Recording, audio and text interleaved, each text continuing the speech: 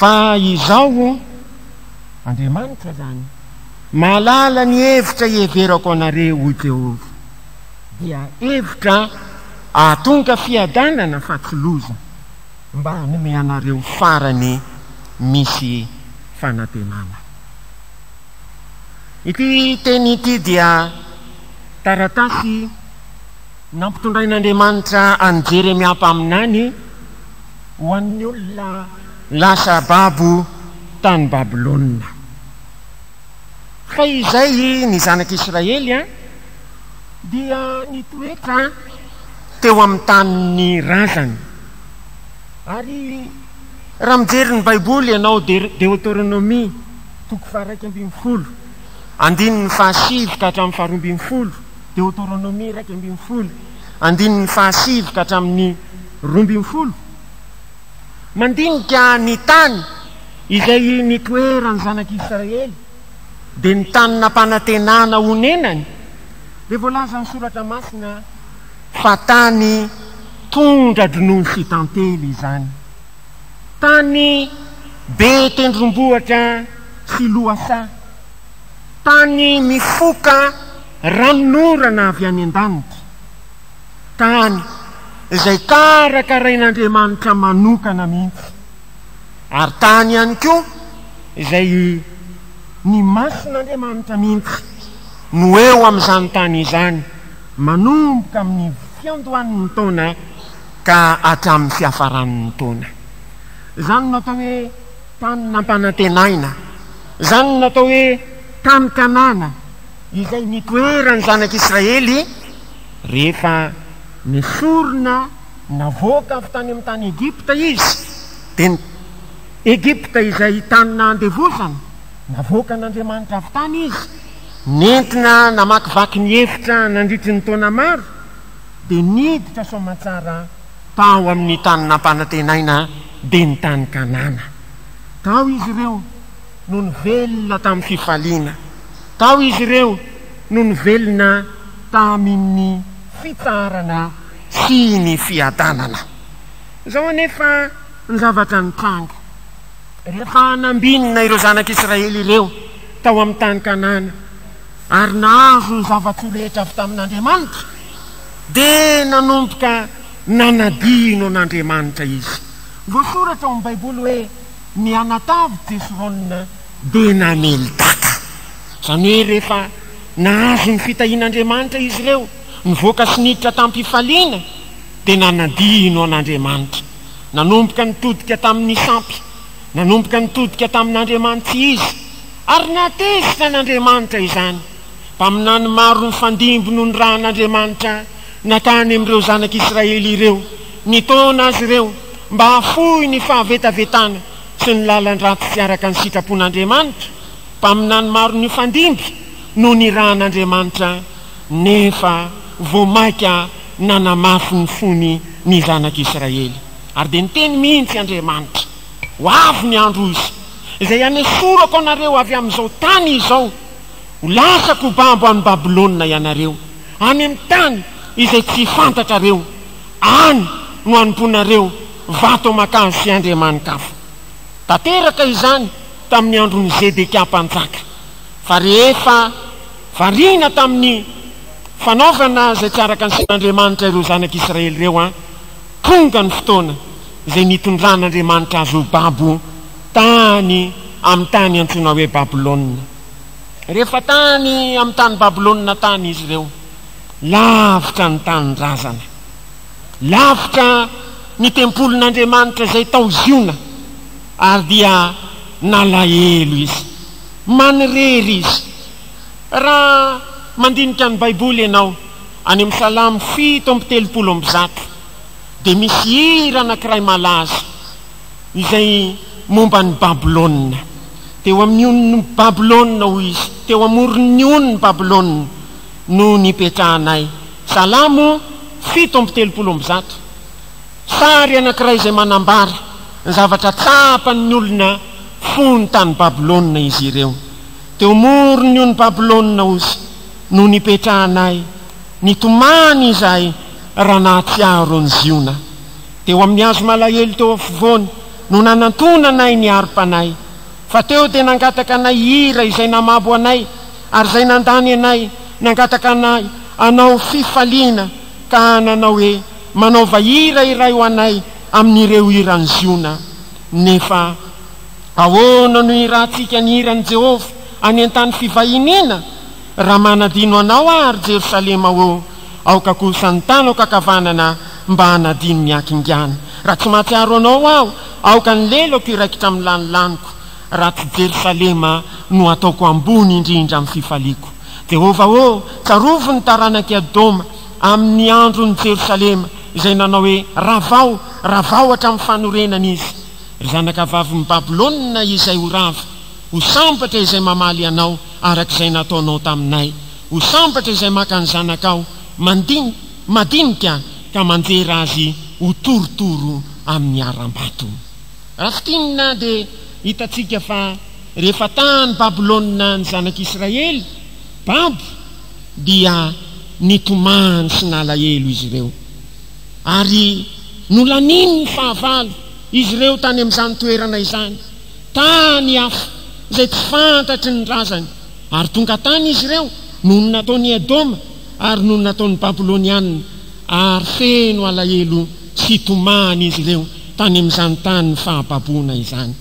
Teo anoloan'izany indrindra nefa no nametrahan'Andriamanitra hafatra, satria zanak'Andriamanitra izy ireo, na dia nanota azy izy, na dia lasa tany amin'ny fahababoana azy izy, dia teo anoloan'izany fahababoana ny aina ny zanak'Israely izany no nampitondrain'Andriamanitra ity teny izay nivakiana tamintsika ity tamin'ny alalan'ny Jeremia mpaminany manao hoe: Zaho Jehova mahalala ny hevitra heverako anareo, dia hevitra hahatonga fiadanana fa tsy loza, mba hanome anareo farany misy fanantenana.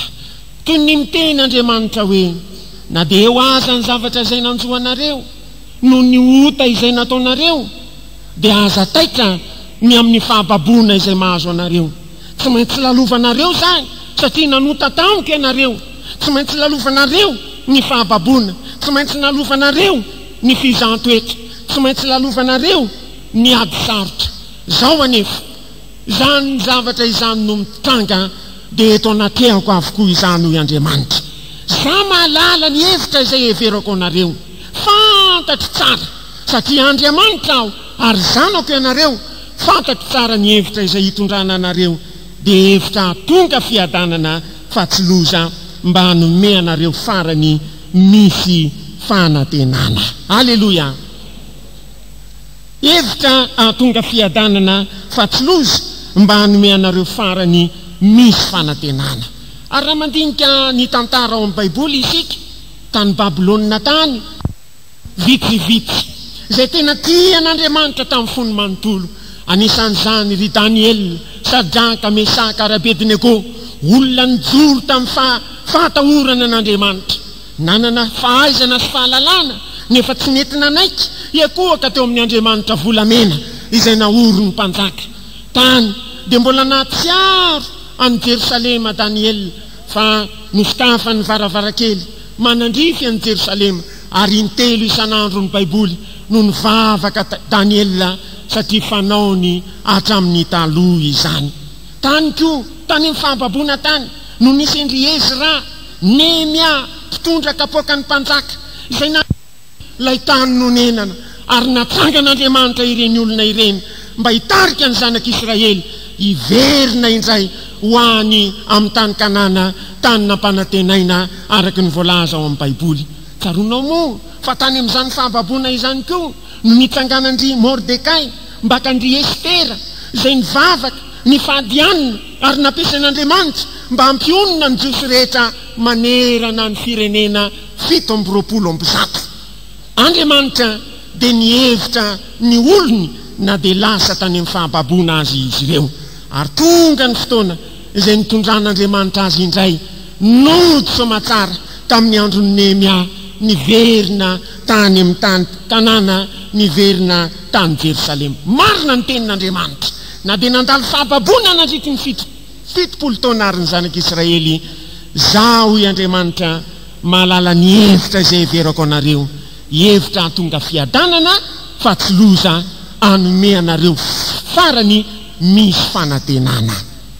Teo amin'ny tantarany fiangonana voalohany dia mba nisy koa fotoataritra fahababoana teo amin'ireo mpianatra, ary rehetrika teo ny toriteny izay nataon'ny rahalahy.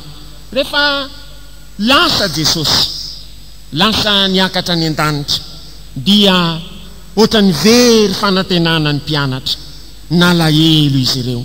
Fony Jesosy tety ambonin'ny tany raha nisy narary, Jesosy no nidododona. Na dia nyrafosam-bavin'ny Petera azy, nolazaina tamin'i Jesosy ny nanjoa azy, Jesosy dia nanangana azy ary dia afaka ny aretina tamin'izany vehivavy izany. Raha nisy ny tsy fahampiana, tsy nanakanikohanina ny vahoaka 5,000 mahery, nolazaina tamin'i Jesosy izany. Misy mofo firy sy azandrano firy any aminareo, misy mofo 5 sy azandrano 2 hoy ireo mpianatra. Eto aty amiko izany hoy Jesosy. Dia nitsofony Jesosy rano izany, dia nampitombony izany, ary dia nahavoky ny olona sesehena. Fony mbola teo Jesosy, tsy nisy olana teo amin'ny fiainan'ny mpianatra, fa izay rehetra zavatra nitranga, Jesosy hatrany no nidododona. Ary rehefa nidodododo teo anatrehan'i Jesosy, voavavy koa ny olana rehetra.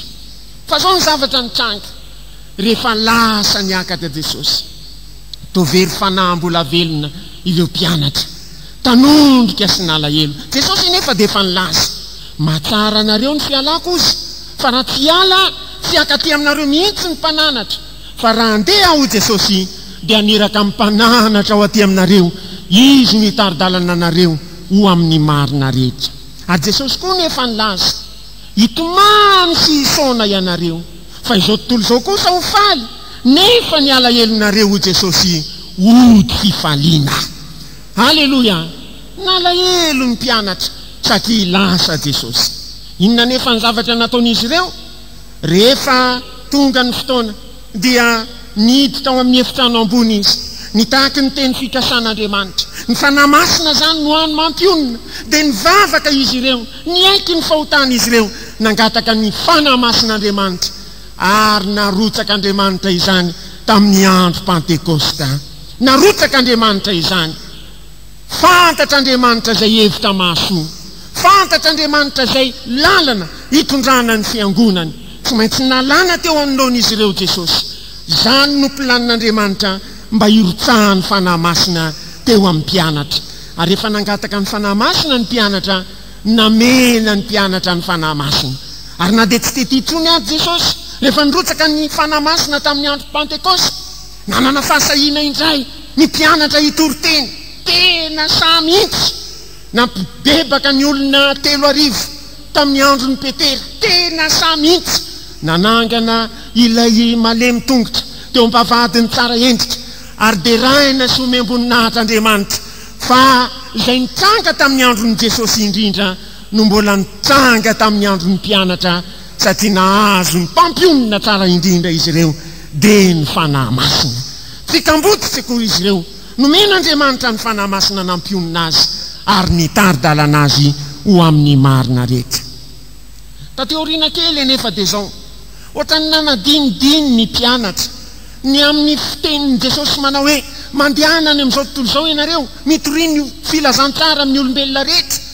Dia ohatrany variana tamin'ny fifalian'ny fanahy masina ny olona, variana tamin'ny fanasitrana natao Jerosalema, variana tamin'ny olona nibebaka tao Jerosalema, niangona sy nanambatra ny fananany, ary tena tamin'faray tokoa ho olona iray na dia olona marobe ary ny mpianatra tamin'izany fotoana izany. Variana. Dia inona indray ny zavatra nataon'Andriamanitra ho ianao? Fantatra Andriamanitra izay hevitra hasoa, dia navela nisy ny fanenjehana. Nanomboka nanenjika ny fiangonana tamin'izany fotoana izany Saoly, ary tena niditra isam-baravarana mihitsy. Zay rehetra nanaiky ny anaran'i Jesosy dia nosamboriny, nodiny hatranomaizina. Ary tamin'ny andron'ny Stefanina Ramoa dia novonona mihitsy Stefanina izay tonga martiora voalohany. Ary tsy Saoly ihany no nanenjika ny fiangonana, hatramin'ny Heroda koa azy dia fatra-panenjika ny fiangonana. Novonoiny tamin'ilay latsabatra Jakoba rahalahin'ny Jaona, nosamboriny Petera apôstôly. Ary zany fanenjehana izany dia nahatonga an'ireo mpianatra niparitaka niala tao Jerosalema ary de lasa izy ireo nandeha namonjy ny aina nefa tao anatin'izany koa no nitoriany filazantsara teny tontolo eny ary ny fanenjehana zay nisy izany tamin'izany fotoana izany de hevitra nahasoa avy tamin'Andriamanitra navadika ho hevitra mahasoa ahasoa ny fiangonana satria izany no nazahoana nanatanteraka ny fandehanana ny torony tenin'Andriamanitra teny tontolo eny. Fantatra Andriamanitra foana zay ahasoa. Zao izy mahalala ny hevitra izay heverako anareo de hevitra hahatonga fiadanana fa tsy loza ary fanantenana. Ny Andriamanitra zay vavahantsika ary nalasy anabavy de tena Andriamanitra endry mihitsy. Ary Andriamanitra mahafantatra ny zavatra rehetra izay ataony. Hatrany zavatsarotra teo amin'ny fiangonana, zavatsarotra teo amin'ny mpianatra, navadika Andriamanitra entina hampatsirovatena izany ary anatanteraka ny planin'Andriamanitra teo amin'ny fiainany tsiraray avy. Zao fiangonana Jesosy mamonjy misy atsika zao koa de fiangonana mba nandalo izany atao hoe fahababoana teo amin'ny androm-piainatsika. Raha efa olon-dehibe ianao ka teto hatramin'izay de nahatsiaro zany taona 3,770 4,770 izay nanorenana ny fiangonana Jesosy mamonjy. De tahaka ny tany Kanana fa izay tany nampanantenaina nampidirana ny zanak'Israely. Fa rehefa avy tany amin'ny fahotana isika, rehefa avy tany amin'ny tany Egipta isika, rehefa nandeha nitety tany izay tsy nahazoantsika fahafaham-po isika, de nentin'Andriamanitra teto amin'ity toerana ity. Ity toerana ity de tena tany notahin'Andriamanitra tahaka ny tany Kanana, tondra dronono sy tately nidina tamintsika teto mandrakariva ny tenin'Andriamanitra. Ity toerana ity de ny foatsika ranorana avy any an-danitra mihitsy, ny fanan'Andriamanitra mihitsy no namangy atsika ombenombeny teto amin'ity toerana ity.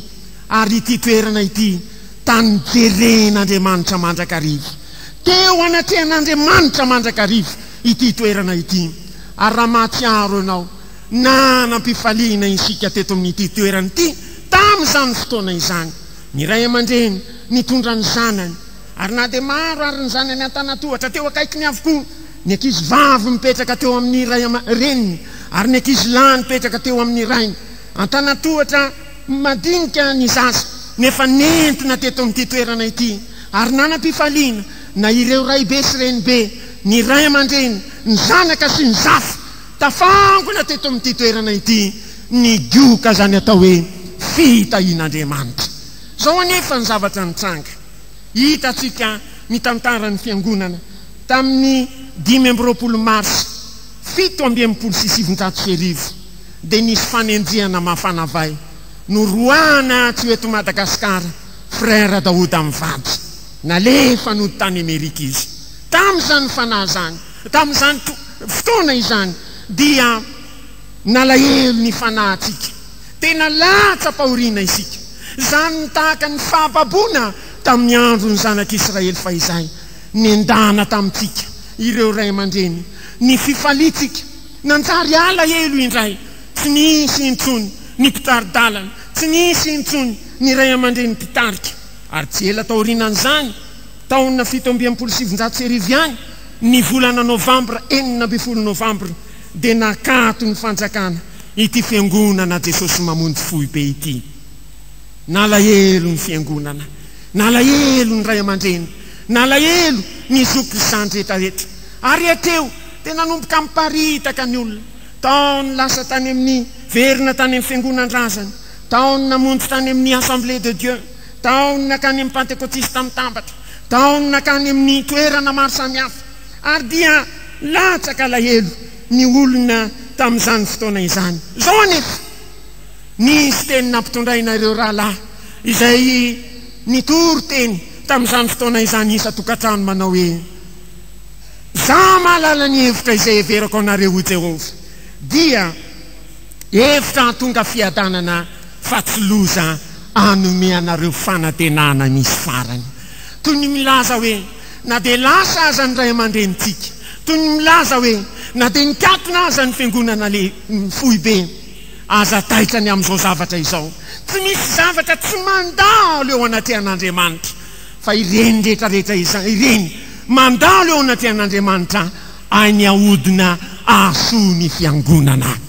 Tamin'izany fotoana izany raha mahatsiaro anao no nanomboka nisy ny fivoriana an-trano isa-tokantrano etsy amin'ny tanàna, eny amin'ny fokotany, eny amin'ny isa-tokantrano, dia niorina ny fivoriana an-trano.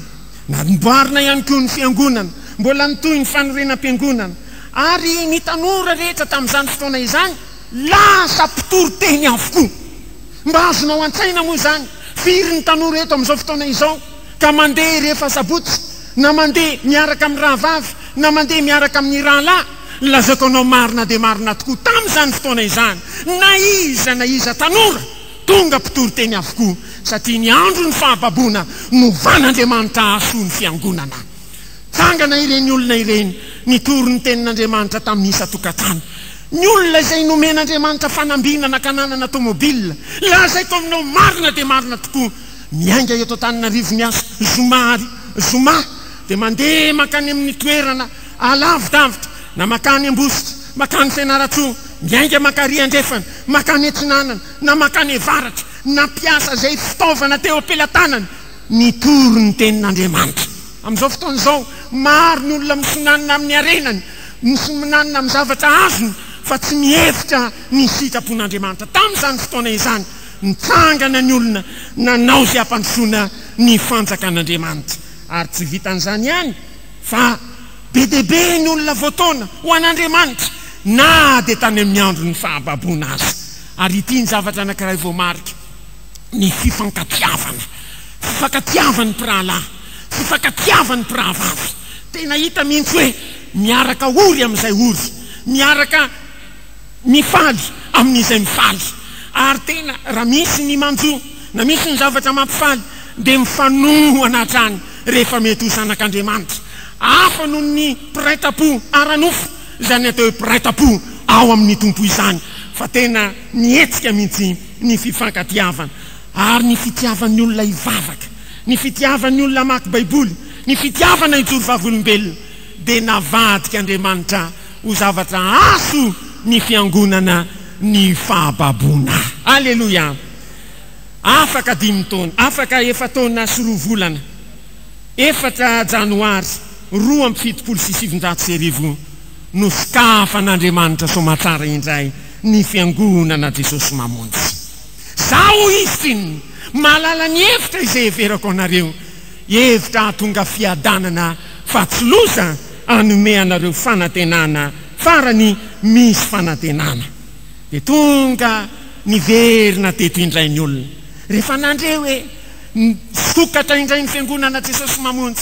Sasany avy tany amin'ny fiangonan-drazana hitany tonga teto amin'ity toerana ity indray, ny avany amin'ny assemblée, avany amin'ny pentecôtiste mitambatra, avary amin'ny toerana maro samihafa. Rehefa nandreo hoe ny sokatra indray ny fiangonana Jesosy mamonjy, tafaverina somatsara indray teto amin'ity toerana ity ny olona rehetra. Fa misy zavatra anankiray izay mbola tahaka ny fahababoana, na dia teo azy ny fandrosoana, na dia teo aza ny ezaka izay nataon'ireo mpanompon'Andriamanitra tamin'izany fotoana izany. Ny zavatra anankiray izay toy mbola fahababoana dia izao, mbola tsy nahateto n'izy mivady ray aman-drenitsika, tsy mbola tafiditra teto Madagasikara izy ireo. Ary rehefa mbola tsy tafiditra teto Madagasikara izy ireo dia mbola nitondra alahelo ihany ny fiangonana, ny sento rovine vao mba ho tafaverina somatsara eto Madagasikara indray frère Daouda mivady. Dia niezaka ny fiangonana teto, nanao izay afany ny rahalahy sy anabavy izay tompon'andraikitra tamin'izany fotoana izany. Lasa ny 5 taona, lasa ny 10 taona, lasa ny 15 taona. Ny zavatra hita dia izao, teo anoloan'ny fandrosoan'ny fiangonana, teo anoloan'ny fandrosoan'ny fiangonana dia misy tetika hafahafa izay ataon'ny devoly, satria nanomboka nisy fanahy mamitaka ny tady hitsofoka tamin'ny sasany, ary nanomboka misy ihany koa ny fitiavaka rena maloto tamin'ny sasany, ary nanomboka nanana firehana ho amin'ny fanarahana an'izao ny toetrandro ny olona sasany. Nanjary ny tandondomin-dozy ho amin'ny fizarazarana sy ny fisarahana ny fiangonan'Andriamanitra. Tandrondomidosy ho amin'ny fizarazarana ny fiangonan'Andriamanitra. Mbola mitoetra foana nefa ny teny manao hoe za mahalala ny hevitra izay heverako anareo, dia hevitra tonga fiadanana fahatsiloza anome anareo farany misy fanantenana. Jesosy teo anoloan'izany rehetrarehetra izany tsy mba maika mihitsy, nefa koa Jesosy tsy mba tara. Rehefa zany no fandehan'ny fiangonana, napetraka Andriamanitra teo amin'ny mozana, inona no fanafana, inona no fanafody, entina mangina andreo zanaka any amin'ny fiangonana Jesosy mamonjy any Korondrano, entina mangy ny fiangonana any Madagasikara. Jerena ny sasany totra ny manaiky fanahy mamitaka, jerena ny sasany tafalatsaka ao amin'ny fitiavam-bola sy ny fitiava-karena maloto, jerena ny sasany efa mandeha amin'ny modernisme. Dia nitodika Andriamanitra, mbola misy ny mpanorona ny fiangonana Jesosy mamonjy any, mbola misy tahaka ny Nehemia izay nivavaka ao an'ny Jerosalema mba hanangana ny mandan'ny Jerosalema indray. Tamin'ny fotoanandro afaka 420 taona, 1:730 volana Novambra, 17 Novambra 1:730. Hitan'Andriamanitra fa ny vahaolana ho an'ny fiangonana dia ny famerenana n'izy mivady eto Madagasikara indray, noho ny famindrampon'Andriamanitra lehibe, noho ny fitiavan'Andriamanitra tsy takatry ny saina nentiny somatsara tonga teto Madagasikara indray ireo ray aman-drenitsika. Za mahalala ny hevitra izay heverako anareo hoy Andriamanitra, hevitra tonga fiadanana fahatsiloza anome anareo farany misy fanantenana. Dia tonga teto izy mivady, akory ny fifalitsika avy tany avaratra, avy tany atsimo, atsinanana sy andrefana, tonga ao Korondrano ony frera Daoda mivady, mpanorona ny fiangonana Jesosy mamonjy. Dia betsaka indray tafaverina somatsara teto amin'ity toerana ity, ary raha mandinika ianao hatramin'izay nahatongavan'ireo ray aman-drenitsika ireo niroborobo ny asan'Andriamanitra, hatramin'izay nahatongavan'izy ireo nitarina ny fiangonana Jesosy mamonjy, nandehanany nandroana azy tamin'ny taona 770 totra ny hoe anangona ny vola ny ampitan-dranomasina any. Dia niverina teto indray izy, nitondra ny sesena izay azony mba mitarana ny fanjakan'Andriamanitra eto amin'ity nositsika ity. Fantaro fa misy Andriamanitra ao ambony ao tia antsika malagasy, tena mihevitra ny fiainantsika mihitsy. Verina teto izy ireo, dia nanomboka nanavao, nanitatra ny fiangonana, nanorona fiangonana teto sy teroa. Ary tao anatin'izany koa naverina tamin'ny lohan'ny fotom-pampianarana. Mba tsaronao moa fa betsaka no latsaka tao anatin'ny fitiavam-bola, tao anatin'ny fitiavana arena maloto, napetraka ny disiplininy. Rehefa mety ho mpitarika fivoriana, rehefa mety ho mpitondra fiangonana, dia tsy mahazo mikitikitika ny ara-bola, fa zao ihany ny mampandroso ny fanjakan'Andriamanitra. Napetraka ny lamina rehetra mba tsy ho tafalatsaka ny mpanompon'Andriamanitra ao amin'izany atao hoe fitiava-karena maloto izany. Fantatrao tsara, namerenana ny disiplinina teto amin'ny fiangonantsika. Tsy navela fa notoriana ny doktrinina momba ny hoe boatin'ny devoly ny televizion, naverina indray ny olona hikatsaka ny fahamasinana, andany fotoana bebe koa amin'ny famakina baiboly sy ny vavaka toy izay hovariana amin'ireny zavatra zao tontolo izao ireny. Nampahafantarina ny olona ihany koa ny momba ny fanambadiana, tsy eken'ny tenin'Andriamanitra ny fanambadiana, misy sarabady dia mbola manambady fanondrony indray. Be dia be ny olona tratran'izany zavatra izany teto amin'ny fiangonana, naverina tamin'ny lohany indray, nampahafantarina ny tenin'Andriamanitra. Fa naizana izy misaotra ny vadiny ka manambady hafa dia mijangajanga, ary izay manambady ny olona voasaotra dia mijangajanga ihany koa. Na dia hatramin'ny zavatra madinika toy ny volamena azy dia nazavaina tamintsika teto amin'ity toerana ity. Fandaminana ny fiangonana, ny fomba fitafy, ny fifehezam-piangonana dia nazavaina tamintsika.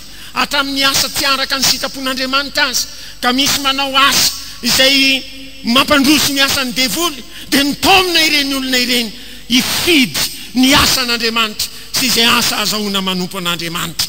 Naverina tamin'ny lohany ny fiangonan'Andriamanitra, ary soa no notetiavin'Andriamanitra atao teo amin'ny fiainatsika fa tsy ratsy naovinanaoviana. Zao anefa ny zavatra nitranga rehefa nandre ny fotom-pampianarana ny olona dia toa nisy ny nalailay finosana, toa nisy ny voadonany ampopony. Zany ve no nantenaina tamin'izao fiverenana izy mivady izao dia nanjary latsaka tamin'ny finononana ny sasany satria no heveriny hoe zavatra afaka no hita eto amin'ny fiangonana, nefa ny zavatra nataon'Andriamanitra tamintsika famerenana am'lon'ny ny zavatra rehetra. Dia nanomboka nisy niataka, nisy intaka tamintsika, tsy nahazaka ny fotom-pampianarana, tsy nahazaka ny fitsipika izay napetraka, nitaitra ny ampifo. Akory nefa ny fifaliany fonina orona ny fiangonana Jesosy mamonjy tamin'ny taona 1924. Akory nefa ny fifaliany rehefa nisokatra ny fiangonana tamin'ny taona 276. Akory nefa ny fifaliany ka nandre ny tenin'Andriamanitra dia tahaka ny tamin'ny androny Jesosy manao hoe mafy loatra izany teny izany, iza no ahazaka izany.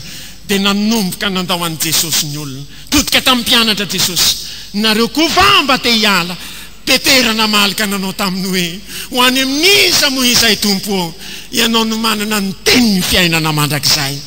Dia eto amin'ny Jesosy mamonjy ny antoatsika, eto amin'ny Jesosy mamonjy ny afaratsika. Raha lasana bavy eo manana fahatokinan'Andriamanitra ianao, ain'Andriamanitra ny mihevitra ny fiainatsika tsiraray avy. Amin'izao fotoana izao misy zavatra navelan'Andriamanitra hitranga. Inona nga ho ianao zany navelan'Andriamanitra hitranga izany? Ny fahafatesan'ny sœur, ny nandozany izao fiangonana izao, izy izay andry teto amin'ity tempoly ity, navelan'Andriamanitra hitranga, zany hoe fahafatesany ny ndaosina tamintsika izy. Raha manao ny asa marika ianao hatramin'ny taona 1,770 namerenan'Andriamanitra azy mivady ireo teto, dia valo taona no nomen'Andriamanitra hatramin'izao taona diavintsika izao.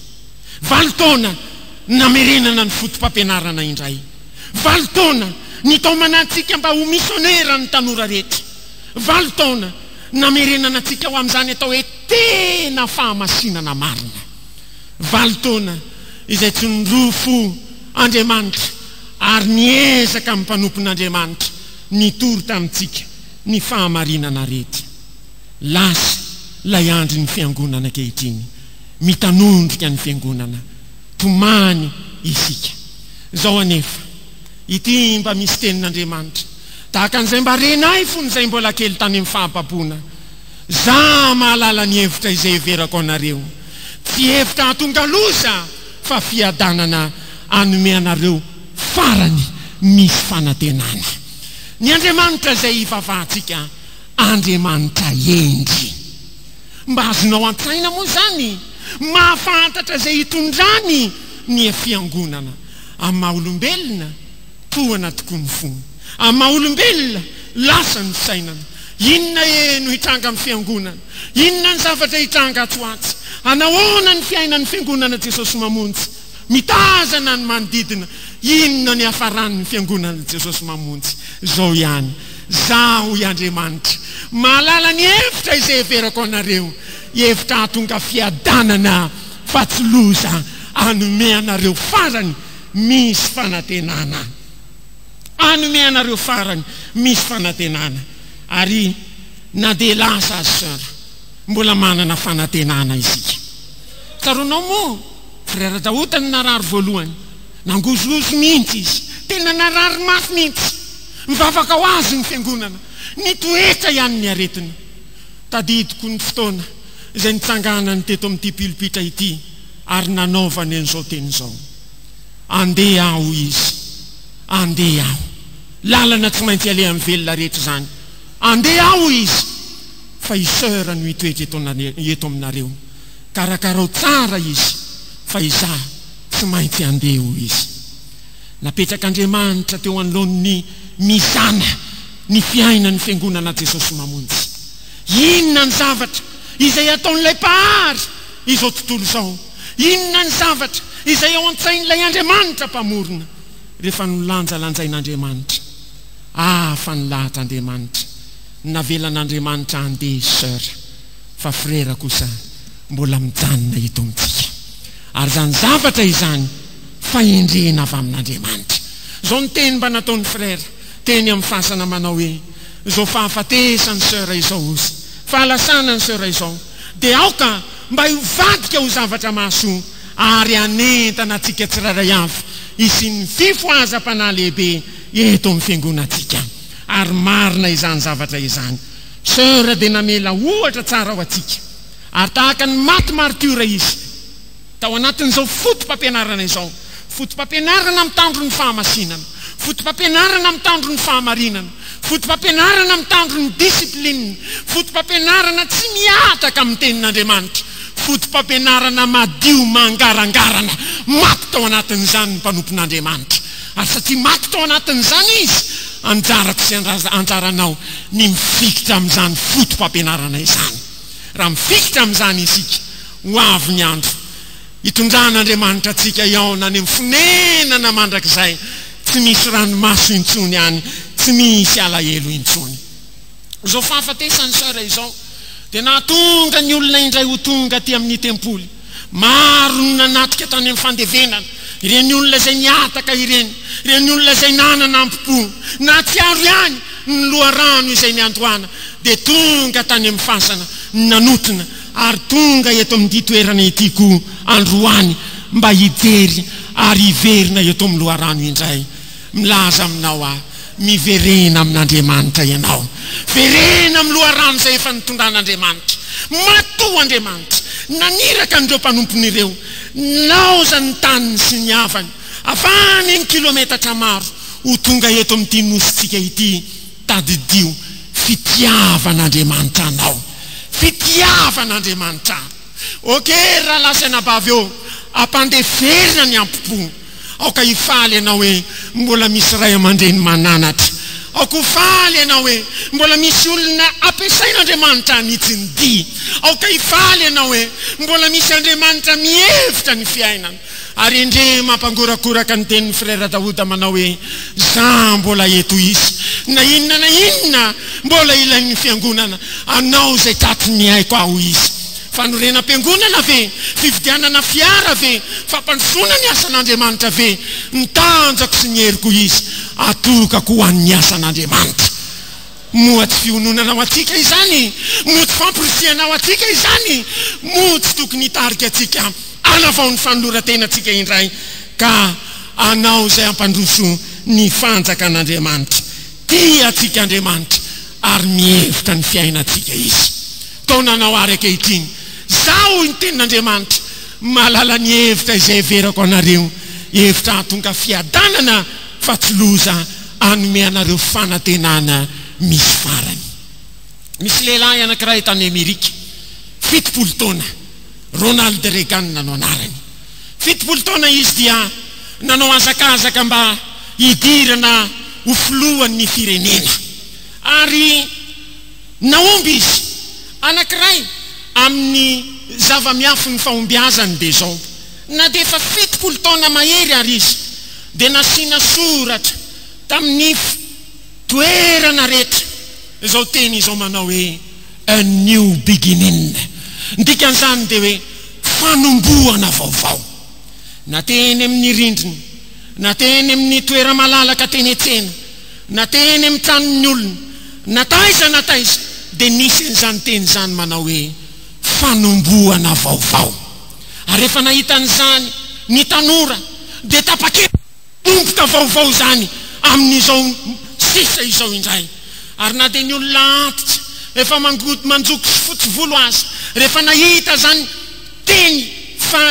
teny faneva izany dia nitsiry indray ny fanantenana tao anatin'ny fony hoe anomboka vaovao zany amin'izao manaraka izao na dia ny olona izay nandany ny fotoanany tamin'ny zava-pona azy rehefa nahita ny tarehatsoratra teny an-dalana anomboka vaovao indray zany amin'izao indray mandeha izao ary zany nampatonga azy hifidy an'io lehilahy io hitondra ny firenena tany Etats-Unis zako mba manateny amintsika tsiraray avy fanombohana vaovao no ilayntsika raha lasiana bavy fanombohana vaovao amin'izao sisa izao mandehana indray atoloro ny tenanao an'Andriamanitra fikamboty isika tsekory marina ny tenin'Andriamanitra marina ny tenin'ny rahalahy teo tsy amelantsika anao viana Andriamanitra Andriamanitra enjy ny Andriamanitsika ary nao firotoana mahalala ny hevitra heveran'ny fiangonan'Andriamanitra mahalala ny hevitra heveran'ny tsirairay avy Andriamanitra zao ihany no izy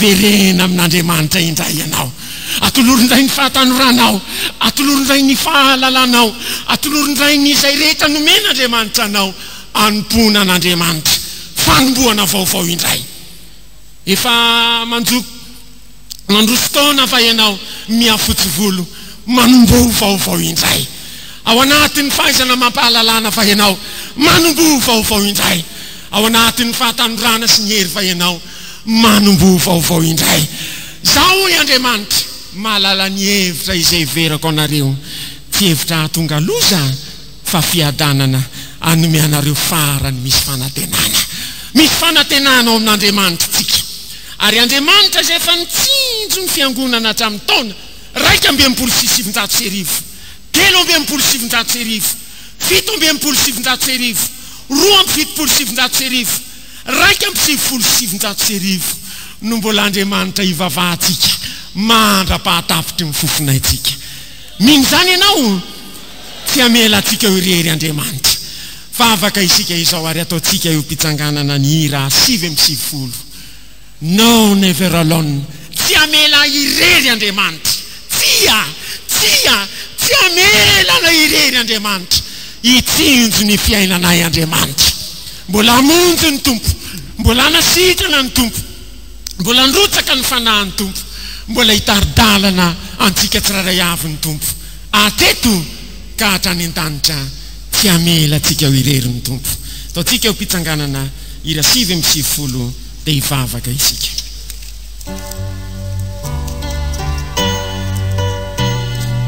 ataovy amin'ny fona manontolo zany hira izany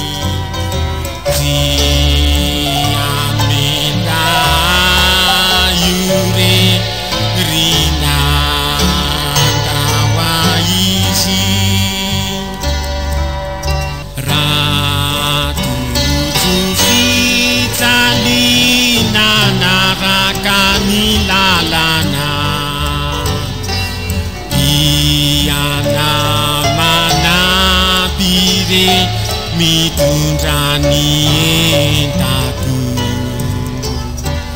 ketraka ny